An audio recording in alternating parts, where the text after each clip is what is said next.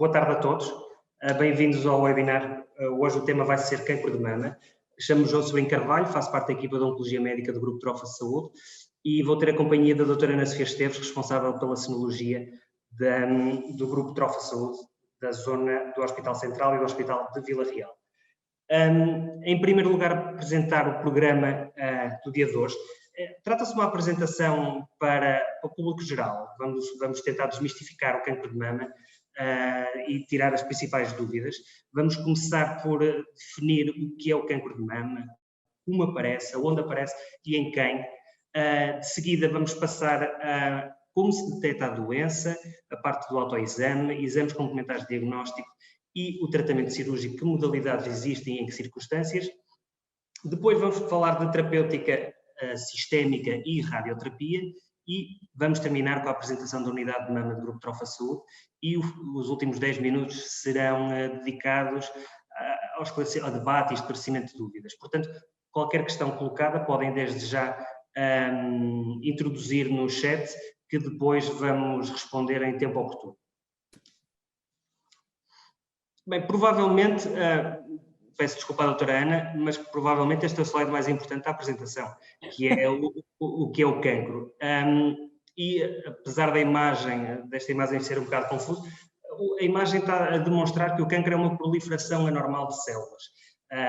As células normalmente crescem e dividem-se de forma a formar novas células. A maior parte das nossas células tem todos um tempo de vida e no seu ciclo de vida elas envelhecem, morrem e são substituídas por novas células.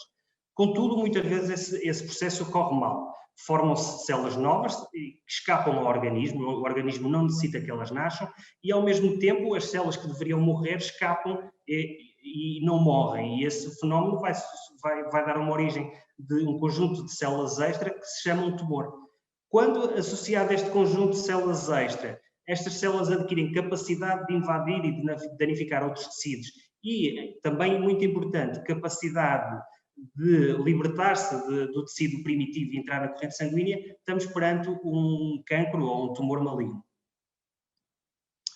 Entrando agora definitivamente no nosso tema, cancro de mama. Quando acontece, como e em quem? Segundo os dados da Globocan, em 2018 estavam estimados cerca de 18,1 milhões de novos casos de cancro no mundo e 9,6 milhões de morte por cancro, sendo que o cancro do pulmão é o cancro mais diagnosticado, com 11,6% dos casos, e essa tendência é crescente, seguido do cancro da mama, com 11,6%, cancro da próstata e cancro coloretal. Especificamente, considerando apenas as mulheres, o cancro de mama é o cancro mais diagnosticado, seguido pelo cancro coloretal e pulmão, e o cancro de mama é a principal causa de morte por cancro, seguido pelo cancro do pulmão e cancro coloretal. O cancro de mama representa atualmente cerca de 30% do total de casos de cancro na mulher e considera-se ao longo da vida que uma mulher a possibilidade de ter cancro é de cerca de 1 em 8 e a probabilidade de falecer por esta causa é de 1 em 33, sendo atualmente a morte por cancro a segunda principal causa de morte nos países ocidentais. A mediana de idade ao diagnóstico é cerca de 62 anos e apenas 25% dos cancros de mama ocorrem antes dos 50 anos de idade e 5% antes dos 35 anos de idade. De referir também, e muitas vezes é esquecido, não é uma patologia exclusivamente do sexo feminino, o cancro da mama no homem é raro, contribuindo para cerca de 1% dos casos. A mortalidade do cancro da mama tem vindo a diminuir ao longo do tempo, principalmente à custa da detecção mais precoce e também à melhoria no tratamento. Principais fatores de risco, e é uma pergunta recorrente, é porquê que tenho cancro de mama? E essa resposta, quando dão essa resposta com certeza, provavelmente não estão a dizer toda a verdade, porque o cancro é multifatorial e muitas vezes não sabemos a resposta, a principal causa de cancro. Sabemos é que existem vários fatores de risco que contribuem para o desenvolvimento do cancro da mama, nomeadamente o género feminino, o aumento da idade, a história familiar, predisposição genética, a exposição a estrogénios, ou seja, a exposição ao ambiente hormonal, nomeadamente uma idade do primeiro período mais precoce e uma menopausa tardia, terapêutica hormonal de substituição, exposição à radiação ionizante, principalmente na infância e na adolescência, um baixo paridade, um baixo número de filhos, uma idade avançada no nascimento do primeiro filho, elevada densidade mamária e fatores ocidentais muito importantes, nomeadamente a dieta, a obesidade, consumo de álcool e tabagismo. São também considerados fortes fatores de risco e contribuem para o aumento da incidência de cancro da mama. Principais fatores para reduzir o risco de cancro de mama. A promoção de estilo de vida saudável é importante para a prevenção da incidência de cancro, não só o cancro de mama, como todos os outros tipos de cancro. A prevenção da incidência de cancro ou prevenção primária e, ao mesmo tempo, a promoção de estilo de vida saudável vai também melhorar a qualidade de vida e ainda prevenir outros tipos de patologias. As atitudes que compreendem o estilo de vida saudável podem abranger medidas que promovem a saúde, assim como medidas de evicção de determinados fatores de risco. Entre as medidas da promoção da saúde temos uma dieta equilibrada, uma atividade física regular e um peso controlado, medidas de evicção de determinados fatores de risco. Temos, sem dúvida, a abstenção tabágica e a evicção alcoólica. Resumindo, o risco de cancro de mama pode estar associado a fatores que são modificáveis e não modificáveis, sendo que os fatores não modificáveis, como a própria palavra diz, são independentes das nossas escolhas e atitudes e neste ponto, sem dúvida, a predisposição genética tem que ser considerada, que é responsável entre 5% a 10% dos cancros de mama. E dentro dos fatores modificáveis, que são aqueles que podem ser alterados pelo nosso estilo de vida, e como já foi referido, o peso corporal, a atividade física, o consumo de álcool, hábitos tabágicos e hábitos alimentares. Os fatores modificáveis são cada vez mais importantes e cada vez mais estudados, porque podem ser responsáveis até cerca de 20% a 40% de novos diagnósticos de cancro. Portanto, a alteração dos hábitos de vida e a mudança de comportamentos podem ser responsáveis, de facto, pela diminuição de novos cancros. Obrigada, João. Antes de mais, boa tarde ou boa noite a todos. Obrigada por participarem neste webinar. A nossa ideia com isto é desmistificar um bocadinho a ideia do cancro da mama e, em linguagem mais simples, mas que esperemos que seja correta e compreensível, explicar de alguma forma o nosso ponto de vista e tentar que consigamos sair daqui todos um bocadinho mais ricos a nível de conhecimento. Neste contexto eu vou falar do autoexame mamário. A verdade é que a maioria das mulheres ou não o fazem por medo, ou fazem mas se calhar da forma que não é a mais correta. Quando nós falamos em exame mamário, temos que pensar que isto passa acima de tudo por autoconhecimento. Ou seja, permite-nos, ao conhecer a nossa mama, reconhecer mais cedo alterações e procurar ajuda especializada. A ideia do autoexame da mama não é nós detectarmos alterações ao fazê-lo e agir em conformidade com isso, nomeadamente realizar exames por autorrecriação. A ideia é tão somente procurar ajuda especializada. Aquilo que nós temos que perceber, e isso é comum ou linear ao longo de toda a nossa vida, quando nós conhecemos aquilo que é o normal, conseguimos muito mais facilmente reconhecer o anormal. Portanto, se fizermos de uma forma periódica um autoexame mamário, nós vamos conseguir reconhecer quando algo não está bem. Uma coisa essencial, e para ficarmos todas um bocadinho mais descansadas, é que 80% dos nódulos que nós detectamos no autoexame mamário não correspondem a cancro. Portanto, não há necessidade de pânico quando detectamos uma alteração. Aquilo que devemos fazer é consultar um médico e ir realizando os nossos exames de rotina. Agora vamos passar à segunda parte, que é perceber qual é a forma mais correta de fazer o exame mamário. Em primeiro lugar, é quando é que ele deve ser realizado. Então, ele deve ser realizado cerca de uma semana após o término da menstruação ou em doentes sob anticontraceptivo no primeiro dia da pílula, em doentes que não menstruem, ou seja, contraceptivo contínuo ou em menopausa. Aquilo que as mulheres podem e devem fazer é escolher um dia por mês, tipo dia 10, e todos os dias 10 de cada mês realizam o seu autoexame mamário. O exame mamário é composto por várias fases. Uma delas, e a primeira, é a inspeção, ou seja, de pé, em frente a um espelho, olharmos e vermos a nossa mama. E o que é que nós temos que procurar, ou o que é que nós devemos tentar perceber?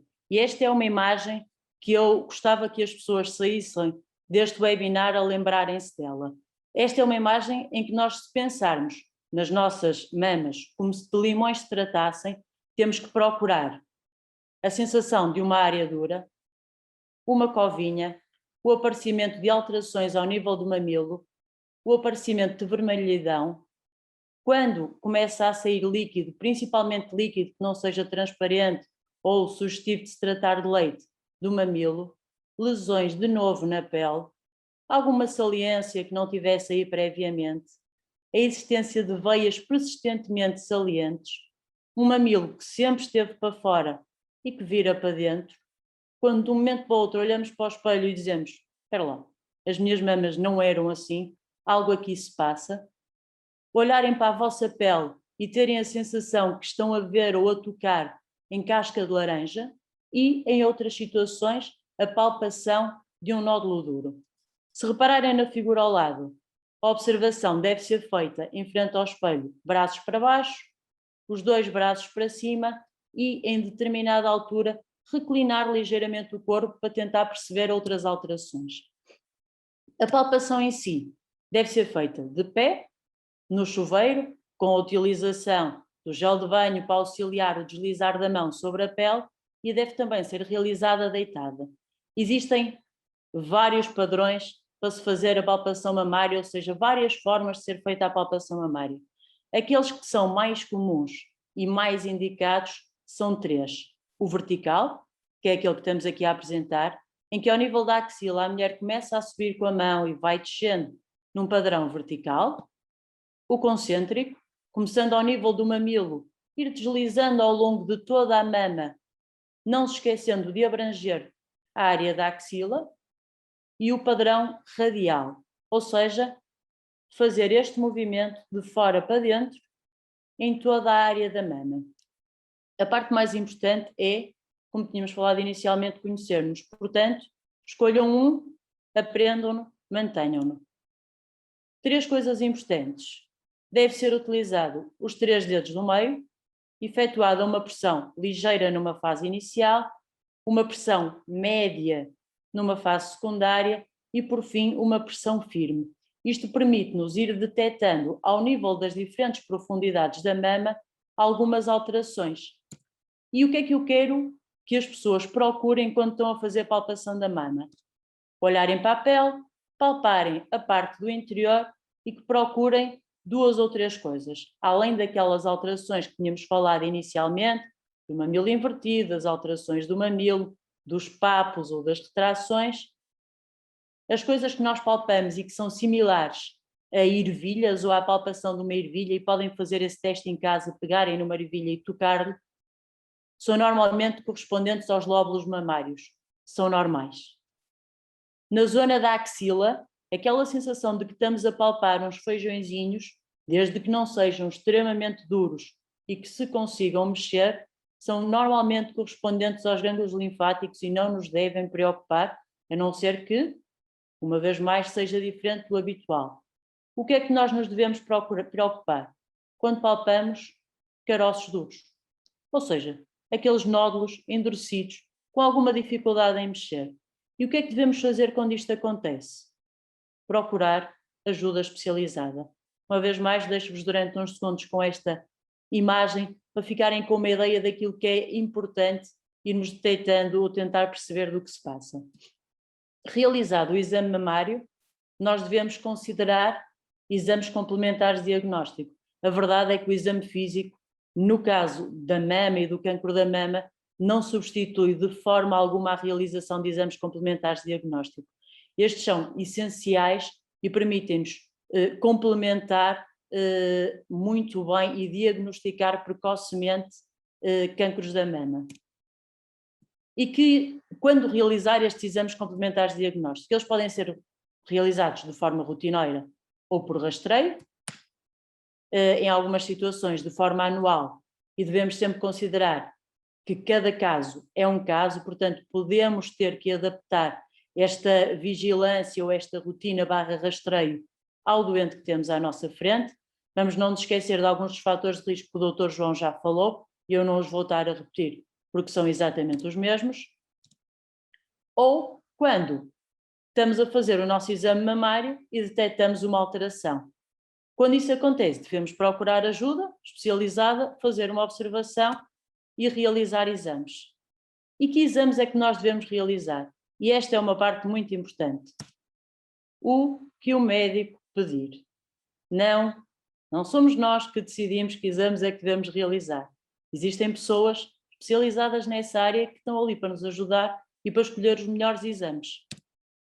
Então, quando estamos a pensar em rotina, devemos considerar maioritariamente 2 exames, a realização da ecografia mamária ou a conjugação da ecografia com a mamografia. Quando estamos a falar de rastreio, aquele que é o único exame aceito ou maioritariamente aceito para a realização de rastreio a nível nacional e internacional é a mamografia.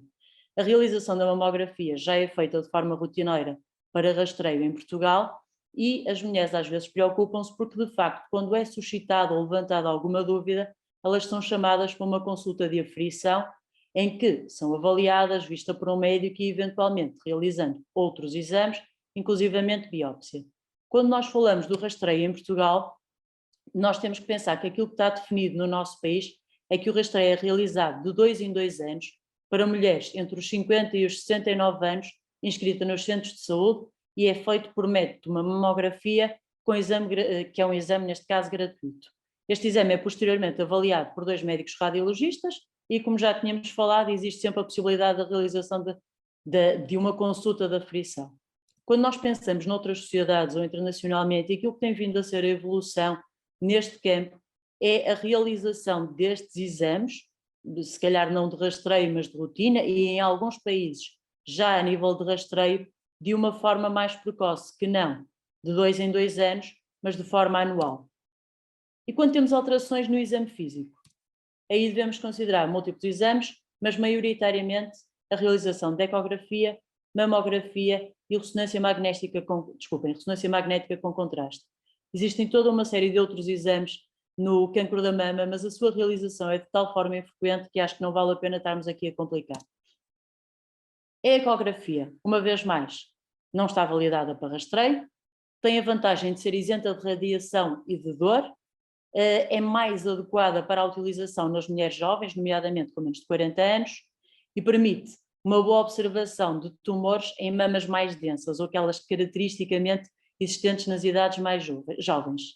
Elas têm a vantagem também de nos permitir a avaliação de próteses e, quando conjugadas com a utilização da mamografia, permitem-nos melhorar a caracterização destas lesões, aumentando por isso quer a sensibilidade, quer a especificidade.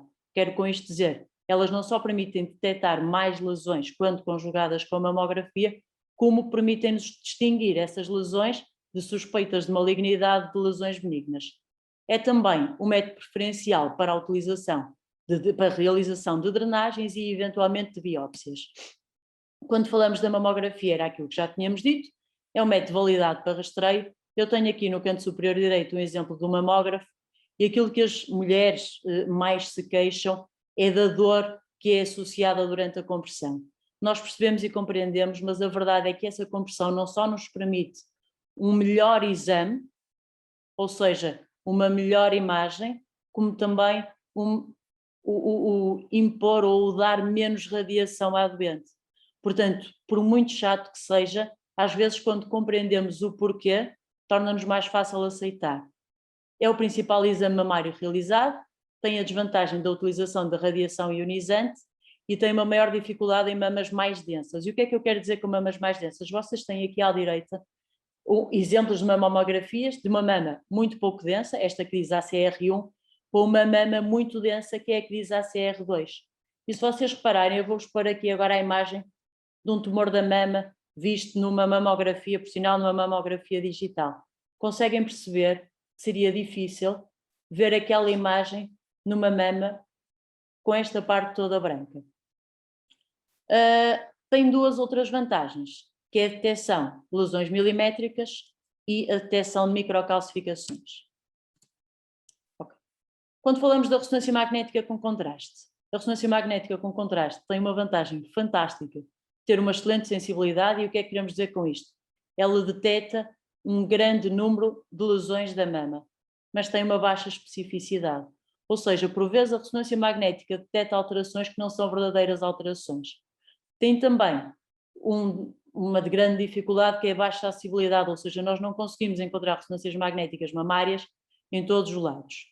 Ela tem ou pode ser utilizada quando temos lesões duvidosas em doentes que não têm indicação cirúrgica de início, em alguns casos de cancro da mama, para complementar o estudo pré-operatório, até porque nos permitem detectar em doentes que nós achávamos que só tinham uma lesão a existência de outras lesões, ou em alguns casos a existência de lesões na mama contralateral, permitindo-nos assim mudar a nossa abordagem do doente. Ou em doentes com síndromes associados, sendo que aqueles que são mais conhecidos, o BRCA1 ou o BRCA2, que são os síndromes genéticos que aumentam a predisposição ao longo da vida para o aparecimento de cancro da mama. São também muito úteis para a detecção de lesões que não se vêem em mais nenhum tipo de exame mamário em doentes que têm metastização axilar, ou para tentarmos perceber qual é que é a resposta de algumas doentes com cancro da mama já conhecido às terapêuticas que estão a ser utilizadas, nomeadamente a quimioterapia. Depois disto tudo, realizamos os exames, mas eu quando vejo um relatório, ou o Dr. João quando vê um relatório, ou o médico que vos segue quando vê um relatório, nós temos que conseguir normalizar aquilo que ali está escrito. E aí vem uma coisa que os doentes nos perguntam muitas vezes, o que é isto do BIRADS? Se o facto de aparecer lá grau 3 significa que tem um cancro grau 3, ou o que é que isso quer dizer? O BIRADS é um sistema de normalização, ou seja, a ideia é que todas as pessoas que veem exames de mama e que relatam exames de mama utilizem um sistema de classificação que nos permitam muito facilmente conseguir perceber em que patamar de suspeição é que devemos colocar aquele exame. Temos então o BIRADS 0, que significa que não é um exame conclusivo, que é necessário a realização de outros exames ou a comparação com exames prévios, um BIRADS 1, que significa que é um exemplo perfeitamente normal, um BIRADS 2, que é o mais comum de termos a nível de relatórios de mama, que é um exame que tem de facto alterações, mas estes são benignos e não levantam suspeição, um BIRADS 3, que são os achados provavelmente benignos, mas que nos implicam alguma vigilância a curto prazo, e nomeadamente a repetição de exames, e depois entramos nos 3 últimos e que são de facto aqueles que nos preocupam mais, o BIRADS 4, 5 ou 6. Mesmo dentro do BIRADS 4, e em alguns sítios esta distinção é feita, nós temos um aumento crescente do 4A para o 4C do nível de suspeição se tratar de uma lesão maligna, ou seja, quando temos uma classificação de um BIRADS 4C, a probabilidade da lesão que foi detectada se tratar de um cancro da mama está entre os 50% e os 94%. Quando temos um BIRADS 5, a probabilidade daquilo se tratar de um BIRADS, de um cancro da mama é superior a 95%. O BIRADS 6 é utilizado quando nós já temos um diagnóstico confirmado de cancro da mama e pedimos outro tipo de exames para aumentar ou para melhor caracterizar estas lesões. Fizemos o nosso autoexame, fizemos os exames complementares de diagnóstico, temos a nossa avaliação de BIRADS e temos um BIRADS 4 ou 5, o que é que acontece a seguir? Normalmente esta classificação leva ou deve levar o médico a pedir exames complementares, nomeadamente a realização de uma microbiópsia. E aqui existem diferentes formas de nós fazermos estas biópsias. Aquela que é a mais comum é a ecografia, nas lesões que são visíveis por ecografia, não só pela sua acessibilidade, mas também pelo facto de se tratar de um exame inócuo e sem radiação. Portanto, se a lesão for visível na ecografia, a biópsia pode e deve ser realizada pela ecografia. A lesão não é visível na ecografia, mas é visível na mamografia, então vamos optar por fazer uma biópsia ou por estereotaxia ou através de mamografia 3D. A lesão não é visível na mamografia, aí temos que optar por fazer esta microbiópsia ou esta biópsia por ressonância magnética. Uma vez mais, nós temos percebendo que se temos exames do mais disponível para o menos disponível, a dificuldade é sempre mais crescente quando as lesões não são detectáveis em ecografia. A biópsia foi feita, não nos podemos esquecer que tanto a nível dos exames de imagem como noutras situações, às vezes pode ser necessário a avaliação da axila e deve sempre ser vista nos exames de forma rotineira. Foi feita a biópsia, temos o resultado da histologia. E aqui o que é que nos pode aparecer? Ou seja, o resultado da biópsia. B1, insatisfatório ao tecido normal. Não foi colhido tecido suficiente, ou então é uma biópsia em que o tecido que foi colhido é perfeitamente normal. O que é que pode acontecer aqui? Pode ser necessário, no caso de ser insatisfatório, repetir a biópsia, ou sendo tecido normal, vigilância ou avaliação posteriormente. Benigno, é para mantermos vigilância. Em algumas situações específicas pode ser necessário outro tipo de atitudes. Benigno, com algum potencial de malignidade, e aqui é essencial a discussão caso a caso entre o doente e o médico para definirmos os riscos e as vontades de cada um e a necessidade de vigilância ou eventualmente cirurgia. Suspeita de malignidade ou lesão maligna, a cirurgia está indicada, ou no caso da lesão maligna, podemos começar pelos ditos tratamentos e posteriormente a cirurgia. Eu não vou falar sobre todos os tipos de cancro de mama existentes, tínhamos para horas, era um manancial. Vamos falar daqueles que são os dois mais comuns ou a grande divisão, que também é aquilo que para nós é muito importante a nível de tratamento. Os carcinomas in situ e os carcinomas invasor. Um carcinoma in situ ainda não ultrapassou a membrana, portanto está dentro da célula do ducto e não invadiu os tecidos dentro da mama adjacentes. O carcinoma invasor ou infiltrativo, esta membrana já foi rompida, por assim dizer, e as células tumorais, ao fazerem a sua multiplicação anómala, conseguiram ultrapassar a membrana e passaram os ductos ou os lobos e invadiram os tecidos à volta. Dentro do invasor, eu vou só diferenciar em dois tipos, e acreditem em mim, são centenas, que é o sem tipo específico, que é a grande maioria dos cancros da mama que nós detectamos nos dias de hoje, e o lobular, e estou a falar do lobular à parte, não porque o tratamento em si seja francamente diferente, mas porque os fatores de prognóstico e porque o tipo de estudo ou de exames que as mulheres quando têm um diagnóstico de cancro da mama do tipo lobular têm a fazer é diferente. Nós não nos podemos esquecer de dois tipos mais raros, mas que são francamente importantes, que é o carcinoma inflamatório da mama e a doença de Paget, mas pela sua raridade não vamos aqui chamá-las a esta conversa. Existem algumas coisas que são muito importantes depois de termos esta biópsia, porque às vezes é difícil perceber porque é que as pessoas, o médico já sabe que eu tenho um cancro e porque é que não vamos avançar com este processo.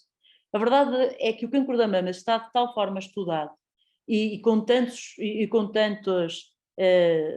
coisas associadas que existem mais alguns estudos que nos permitem ficar a conhecer tão bem ou caracterizar tão bem estes tumores que as nossas armas para o combater são também muito maiores. Portanto, é muito comum, depois de termos um diagnóstico de cancro da mama, se não tiver já sido pedido, o acrescentarmos aquilo que é o estudo imunohistoquímico. Porquê? Porque não só isto nos permite definir exatamente o tipo de cancro que temos, como nos permite também, ou nos ajuda também a definir a estratégia terapêutica, nomeadamente se é para começarmos por cirurgia, se é para começarmos por quimioterapia, por hormonoterapia, ou seja, ajuda-nos a decidir o que é que nós vamos fazer. Outra das coisas que as pessoas nos perguntam é o que é aquilo do grau histológico e o que é que isto quer dizer. O grau histológico está relacionado com a diferenciação celular, ou seja, o quão parecido é que as células deste cancro são com as nossas células normais. Quanto mais parecidas elas são com as nossas células normais, significa que menos alterações existiram. E, portanto, melhor é o prognóstico. Do grau 1 para o grau 3, o prognóstico é tanto mais grave quanto maior o grau, porque também as do grau 3 são aquelas que menos parecidas são com o nosso. E o estudo imunohistoquímico permite-nos o quê? Permite-nos dividir as lesões da mama em alguns, ou os cancros da mama em alguns grandes subgrupos, de que o Dr. João vai falar um bocadinho mais à frente, mais pormenorizadamente, porque fazem-nos um estudo daquilo que são os receptores hormonais, receptores de estrogênio e receptores de progesterona, o R2 e o KI67, que são alguns fatores de crescimento e de agressividade e que nos permitem perceber um bocadinho melhor qual é que vai ser o comportamento deste cancro relativamente à doente e ao longo da doença. Ou seja, não só o agora, mas e daqui a 5 anos. Ok?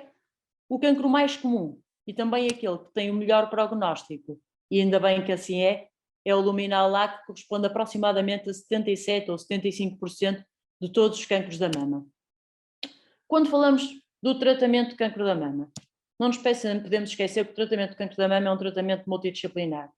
Cirurgia, ginecologia, cirurgia plástica, oncologia, genética, psicologia, radiologia, quer a nível diagnóstico, quer a nível de intervenção, radioterapia, anatomia patológica, toda uma série de especialidades envolvidas que a fisioterapia é essencial em algumas doenças utilizadas e eu podia continuar aqui, tenho certeza que me esqueci de algumas especialidades e vou dar uma dos Oscars, portanto todas as especialidades são importantes e todas podem e devem estar envolvidas no tratamento da cancro da mama, até porque o doente é um todo.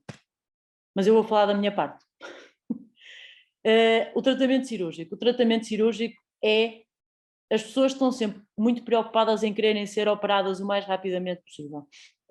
O tratamento cirúrgico da mama é um tratamento local e o cancro é uma doença sistémica. Nós, quando operamos uma doente, nós estamos a tratar aquele sítio, aquele tumor, estamos a retirar o tumor. Não estamos a tratar todo o cancro. Portanto, os tratamentos cirúrgicos podem e devem ser complementados com outro tipo de tratamentos. Uma coisa que é fantástica é que a evolução ao longo do tempo leva-nos a perceber que menos é mais. Nós conseguimos tratar as doentes ou os doentes com muito menos agressão e com resultados oncológicos perfeitamente equivalentes, ou seja, em que o número de doentes que está vivo aos 5 ou aos 10 anos é exatamente o mesmo do que quando nós fazíamos cirurgias francamente agressivas para o cancro da mama. Porquê é que nós conseguimos fazer isto? Por duas razões. Em primeiro lugar, porque aquilo que é a autoperceção a nível da sociedade e das pessoas é muito maior, portanto, todos nós estamos muito mais despertos para esta temática do cancro da mama, enquanto há alguns anos atrás, os homens não tinham cancro da mama porque isso era impossível, era uma doença de mulheres, e dois, as mulheres escondiam, portanto a detecção era muito mais tardia. Associado a isso, o acesso aos cuidados de saúde era também muito pior, os exames de imagem detectavam as lesões muito mais tarde, e o manancial de tratamentos disponíveis para nos auxiliar a nível de quimioterapia, de hormonoterapias, de terapia hormonal dirigida ou dos anticorpos, nós temos hoje em dia muito mais com que combater esta doença. A parte mais importante é que o tratamento não deve ser generalizado, o tratamento deve ser para aquele doente específico. E tem, acima de tudo, o objetivo, quando falamos da cirurgia, de promover o maior controle local com o melhor resultado estético. Nós não nos podemos esquecer nunca que, quando estamos a falar de cancro da mama, que o mais importante é tratar o cancro, mas se pudermos conjugar aquilo que é um melhor resultado estético, isso deve ser feito.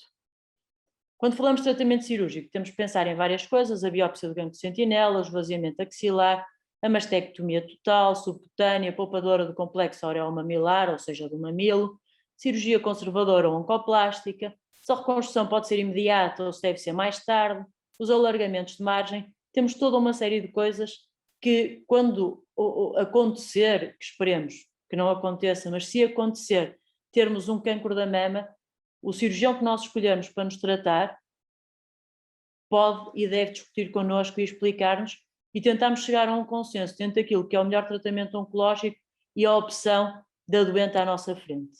Quando falamos da biópsia de ganglio de sentinela, é uma coisa relativamente recente, permite-nos fazer um estadiamento com muito menor morbilidade do que aquilo que era feito previamente, que era o esvaziamento axilar, ou seja, antigamente retiravam-se todos os gânglios da axila para sabermos se eles estavam ou não estavam invadidos. A verdade é que nós descobrimos ao longo dos anos que chama-se ganglio de sentinela por uma razão muito simples, porque antigamente existiam os sentinelas, que eram aqueles que alertavam em caso de ataque. E na axila é exatamente a mesma coisa. Nós temos os primeiros gânglios que são invadidos e a probabilidade dos outros gânglios estarem invadidos sem o gânglio sentinela estar invadido é muito baixa. Portanto, se nós tiramos esses para fazer uma amostragem, se esses forem negativos, à partida não precisamos de estar a ser mais agressivos no tratamento e de estar a causar maior mobilidade às doentes. Esta técnica está indicada em doentes com axila clínica e imagiologicamente negativa e em alguns casos selecionados, em doentes que até tinham alguns gânglios positivos no pré-quimioterapia, ou seja, antes de realizarem tratamentos neoadjuvantes, e que depois ficam imagiologicamente com esses gânglios negativos e que nós sinalizamos os gânglios, tiramos especificamente esses gânglios e analisamos. Em que é que consiste a técnica? A técnica consiste na infiltração de peritumoral, ou seja, à volta do tumor ou à volta do mamilo, de um radioisótopo, ou seja, de um material radioativo que intraoperatoriamente nós vamos conseguir posteriormente detectar e perceber qual é que ele é, e fazemos isso através da utilização de uma câmara ou de um detector de radiação. Existem hoje em dia outros métodos magnéticos e diferentes, a verdade é que este continua a ser o método mais utilizado. Para nos auxiliar, porque uma coisa é detectarmos radiação, mas se nós conseguimos detectar radiação e ir ver, na maioria dos sítios, desculpem, nós juntamos a infiltração de uma espécie de uma tinta que, ao fazer a drenagem da mama para o dito gânglio sentinela, vai pintá-lo de azul e permite-nos visualmente, ao operar, ver qual é que é. Estes gânglios são retirados, aqueles que marcam ou que estão azuis, ou todos aqueles que são suspeitos, são retirados e são mandados para análise.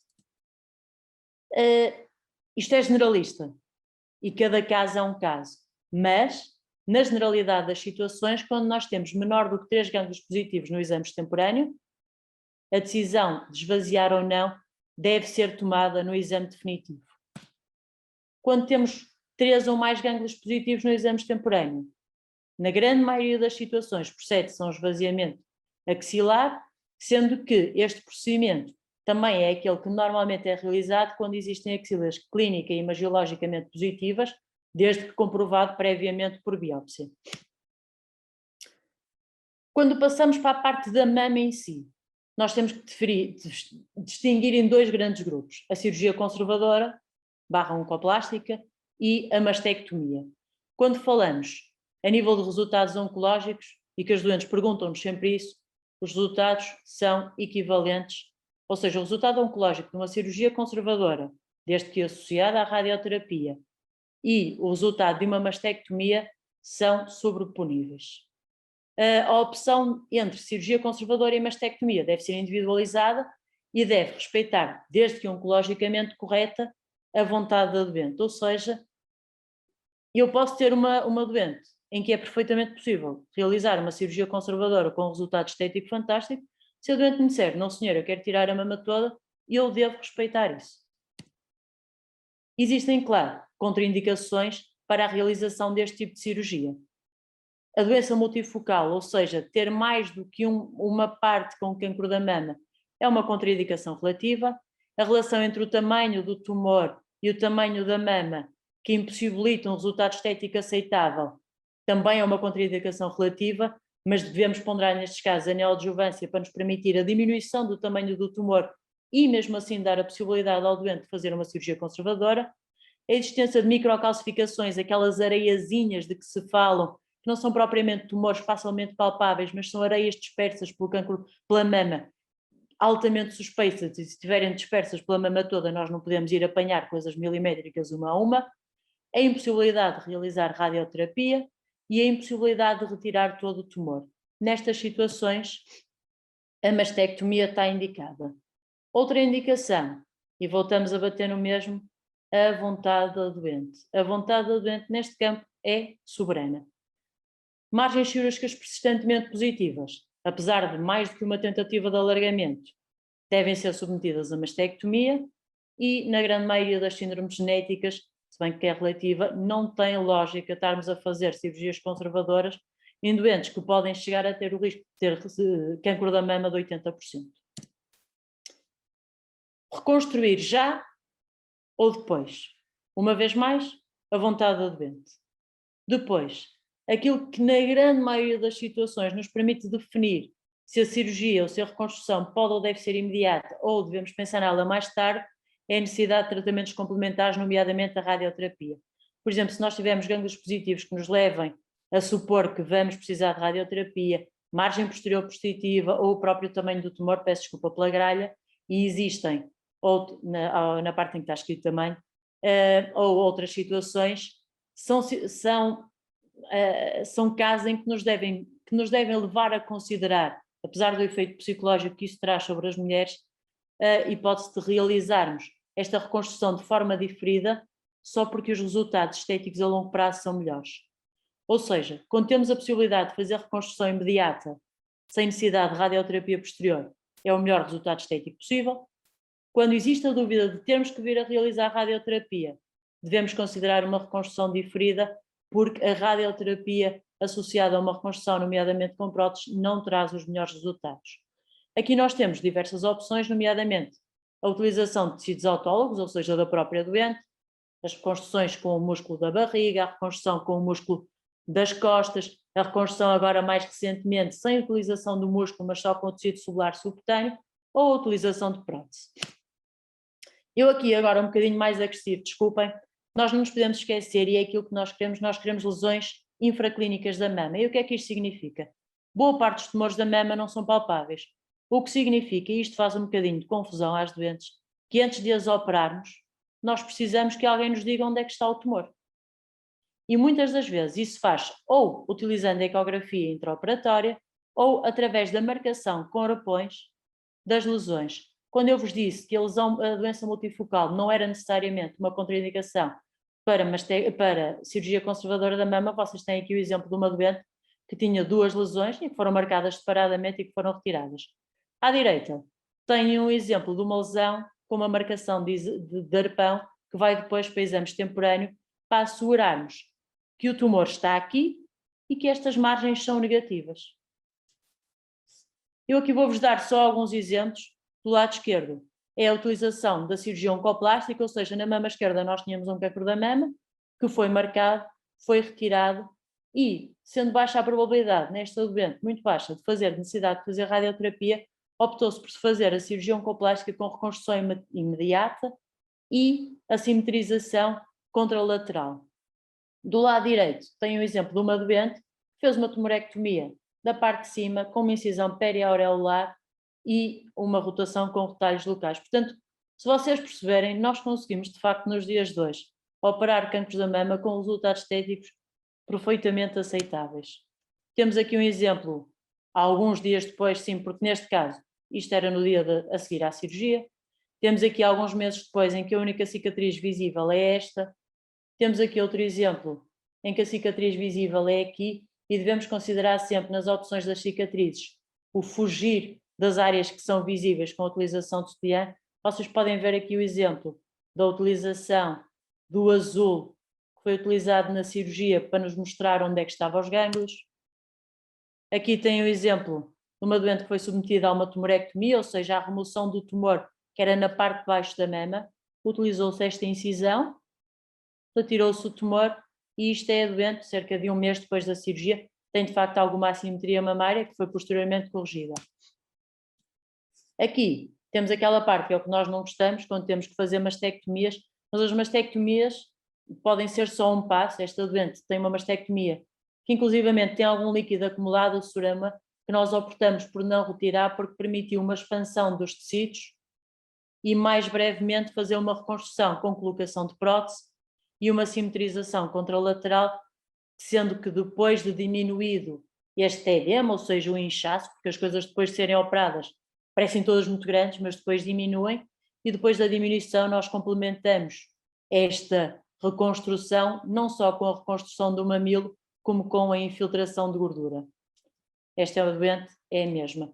Porquê? A doente fez a radioterapia que tinha a fazer e depois fizemos os nossos tratamentos.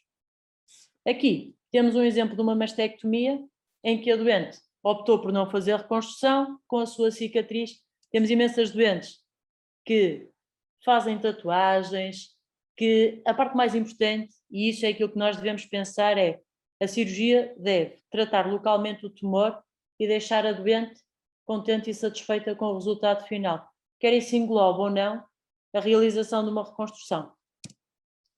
Aqui temos o exemplo de uma doente que fez outro tipo de cirurgia em que nós retiramos toda a mama, mas poupamos a pele, ou seja, fizemos uma mastectomia subcutânea por baixo da pele e colocamos, poupadora de mamilo, e colocamos a prótese. Isto foi o D2 de cirurgia, ou seja, foi o dia a seguir da cirurgia. Mais tarde, esta doente fez uma simetrização contralateral, ou seja, deixamos desaparecer este inchaço e fizemos a simetrização desta mama para ela ficar exatamente igual. João, força.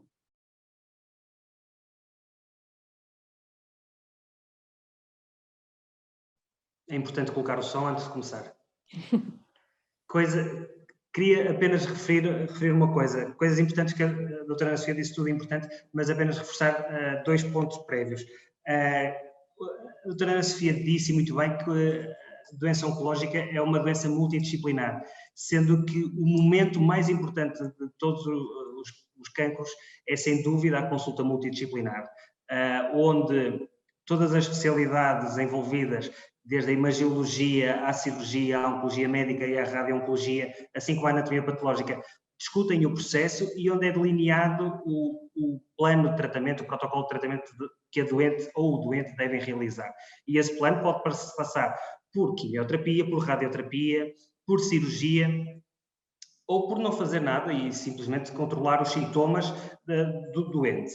Outra coisa muito importante que a doutora Ana disse e que convém reforçar que para entrar na última parte, é que o cancro da mama não é uma doença local, é uma doença sistémica.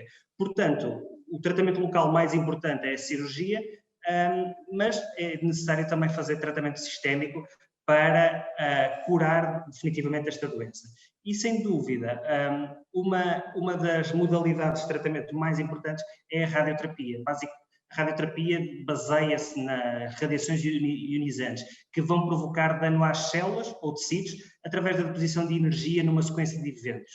Esta radiação não pode ser administrada toda ao mesmo tempo, porque senão iríamos destruir todo o tecido saudável e o tecido não saudável, que é o que pretendemos destruir. Por seu lado, a radiação é dividida e é administrada em dias consecutivos, durante a semana, com pausas ao fim de semana, durante 25 dias, e as principais indicações para a radioterapia são doentes que realizam mastectomia parcial ou tumorectomia, doentes com doença na axila e doentes submetidas a mastectomia total com fatores de mau prognóstico, nomeadamente grandes dimensões, as margens não estarem invadidas, a margem da cirurgia e doença ganglionar. O principal efeito lateral mais agudo da radioterapia, como a radioterapia é uma radiação, basicamente estamos a queimar a pele, acaba por ser uma queimadura da pele, que é o que vai resultar, devido a esta grande exposição seguida, pode ser importante e pode, inclusive, obrigar a interromper o tratamento. Em termos de tratamento sistémico, ou seja, voltando ao que a doutora Ana Sofia disse, que o cancro é uma doença sistémica, nós baseamos sempre no princípio que a cirurgia remove toda a doença macroscópica, mas temos ainda de pensar que existe doença microscópica que nós não conseguimos ver. E é esse o princípio fundamental da terapêutica sistémica. E o tratamento sistémico vai depender, também do que a doutora Ana Sofia disse, da imunohistoquímica do cancro com que estamos à frente. Aquele quadro com o luminal A, o luminal B, os R2 positivos e os triplos negativos, basicamente são as principais características das células e quais são os seus principais métodos de crescimento e de multiplicação celular. E dentro do tratamento sistémico, temos os principais agentes, são a quimioterapia, os agentes anti-R2 e a hormonoterapia. Começo por falar na quimioterapia. E existem numerosas classes de fármacos de quimioterapia, nomeadamente os principais que utilizamos em cancro de mama, como as antraciclinas, taxanos e platinos. O princípio fundamental da quimioterapia é destruir as células. São fármacos que promovem a destruição celular e vão destruir principalmente, e têm grande apetência, por células que crescem muito rápido. E no organismo de um doente com cancro, as células que estão a crescer mais rápido vão ser as células tumorais. Este princípio muito básico vai explicar qual é o efeito principal e o objetivo principal da quimioterapia e também vai explicar os principais efeitos laterais que já os vou referir. Quais são as principais indicações para doentes com cancro da mama para realizar a quimioterapia? São sempre doentes com tumores de alto risco. E voltando àquele quadro, são tumores que não têm nenhum receptor específico, não podemos realizar terapêutica-alvo, ou seja, são tumores triplos negativos, são tumores R2, também com crescimento rápido, lesões volumosas, lesões que se multiplicam com alto índice proliferativo, ou seja, o seu crescimento celular é muito grande, e doentes jovens que são automaticamente doentes de alto risco.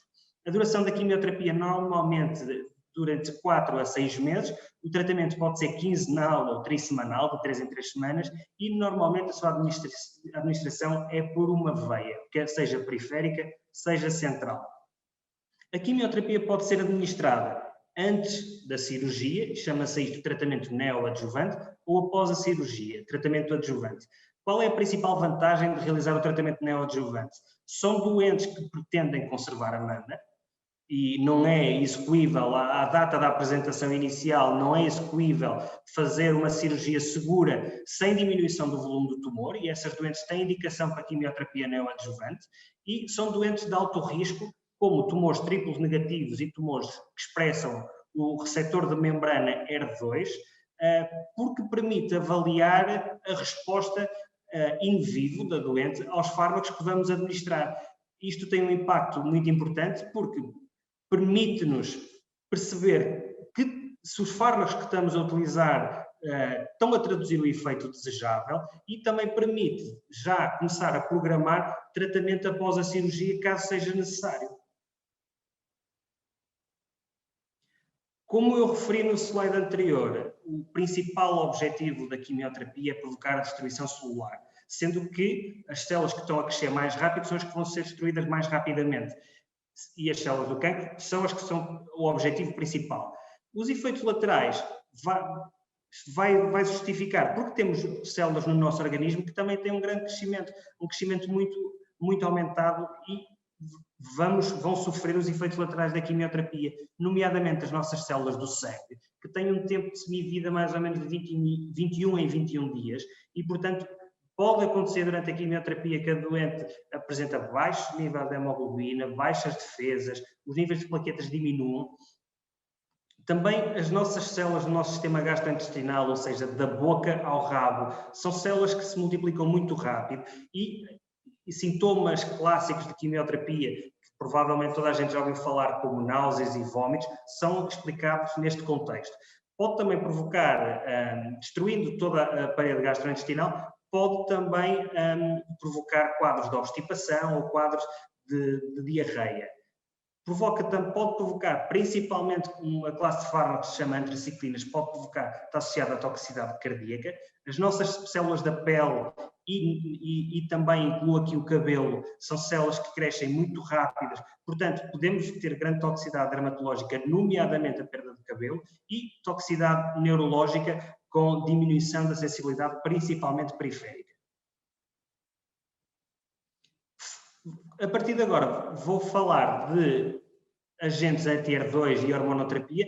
Já está incluído num grupo de terapêutica-alvo, ou seja, vamos agora atacar o cancro utilizando os seus receptores membranares. Voltando ao quadro da doutora Ana Sofia Esteves dos subtipos imunohistoquímicos de cancro, temos os cancros HER2 positivo, ou seja, são células cancerígenas que têm receptores transmembranares que se chamam HER2, e desde da década de 90 nós temos fármacos que vão bloquear esta proteína, ou seja, o principal motivo de crescimento, a principal maneira como o cancro cresce e multiplica-se, que é a base deste receptor, consegue ser bloqueado com fármacos que nós temos cada vez melhores, nomeadamente o trastuzumab, pertuzumab, TDM1 e por aí fora. São fármacos-alvo indicados apenas para tumores que expressam o receptor HER2 e são administrados em associação com quimioterapia, normalmente durante 3 meses. Estes fármacos devem ser administrados aí pelo menos, e após o término da quimioterapia, durante mais 1 ano. Devem fazer um total de 1 ano de tratamento. A sua administração pode ser endovenosa ou subcutânea e é realizada de 3 em 3 semanas. Aqui, mais uma vez, quando falei com a quimioterapia, o seu tratamento pode ser administrado antes da cirurgia e depois da cirurgia. E, como já referi, uma vez que este tratamento anti-HER2 deve ser realizado durante pelo menos 1 ano, normalmente começa antes da cirurgia, para ver realmente se o fármaco que estamos a administrar provoca o efeito necessário, que é a diminuição do tumor, de preferência até que o tumor desapareça, e deve ser completado após a cirurgia durante 1 ano de tratamento. Os principais efeitos laterais, como este tratamento, estamos a falar já de terapêutica-alvo muito mais específica, as suas toxicidades também são muito menos sentidas. E as principais toxicidades associadas a este tratamento são toxicidades leves, nomeadamente toxicidade gastrointestinal, como diarreia, e toxicidade cardíaca, o que vai obrigar a monitorização semanal, de 3 em 3 meses, da função cardíaca. Por fim, e agora englobando a maioria dos cancros da mama, como a doutora Ana disse, mais de 70% dos cancros de mama expressam receptores hormonais, nomeadamente estrogênio e progesterona. Ou seja, uma das principais vias de crescimento e de multiplicação das células malignas é através do ambiente hormonal da mulher, nomeadamente com estrogénios e com progesterona. E, nesse sentido, temos há mais de 30 anos, conhecemos fármacos que bloqueiam estes receptores e impedem que o estrogênio se ligue à célula e provoque a sua multiplicação e o seu crescimento. Nomeadamente fármacos como tamoxifeno ou inibidores da aromatase como o anastrozol e o letrozol. São fármacos-alvo e são fármacos indicados a todos os doentes com cancro de mama com mais de 1% de receptores hormonais nas suas células. A grande vantagem e a grande simplicidade destes fármacos é que são de administração oral e este tratamento hormonal deve ser realizado pelo menos durante 5 anos, um comprimido por dia. Mais uma vez, este tratamento pode ser realizado em terapêutica neoadjuvante ou após a cirurgia, sendo que é pouco utilizado em neoadjuvância, ou seja, antes da cirurgia, porque são fármacos que demoram algum tempo até obter resposta e tem que se esperar pelo menos 4 a 6 meses até se começar a observar uma resposta eficaz. Após a cirurgia, a terapêutica hormonal deve ser realizada durante 5 anos, sendo que atualmente já existem doentes selecionados em que esta terapêutica é extensível a 10 anos.